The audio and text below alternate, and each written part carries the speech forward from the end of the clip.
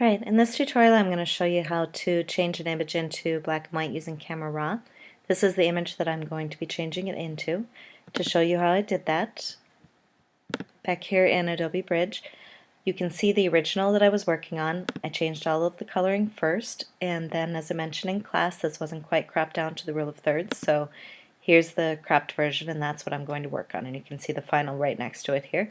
So this one I'm going to right-click on and do a duplicate so that I can keep the original to work on. Again, I'm going to right-click on it and open in Camera Raw then.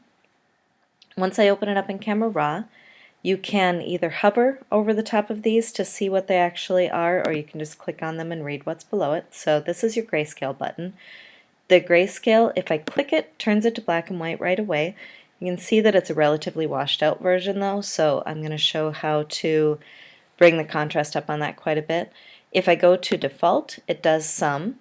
I'm going to undo the grayscale real quick just to look at the coloring. It's mostly blues and purples that are going on. So when I look down here, here's where the blues are and here's where the purples are, so that helps me figure out what I'm going to change. I'm going to convert to grayscale again, go ahead and hit default again. I'm going to pull the blues to bring that contrast up a little bit, and then I'm going to pull the purples. Be a little careful because up in the sky you can see that it's getting a little bit grainy, so I'm going to remember that and deal with that right after this. I do want to add a gradient up in the sky, so I'm going to click and pull down, kind of level that out a little bit and drop it. You can see each step as you go what is happening. It seems like after you leave that step that you can't go back and preview, but you can always preview as you're going. I'm going to do the hand to get that to drop, and I am going to add a vignette onto this to darken the edges just a little bit. Just pull a little bit to the left, and that looks pretty good. Now for the details, up here is where my detail is.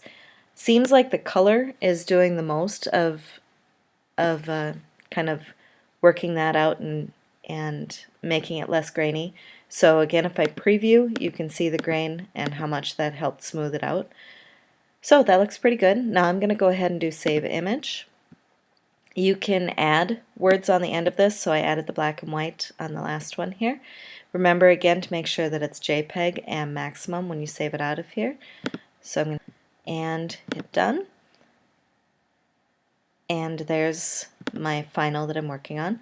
This one, when it has the thing up in the top here, kind of says that it's still being worked on. You can either hold on to that to step back on anything or continue working on it, or you can just delete it if you've already saved it as you want to save it. So I'm going to say OK.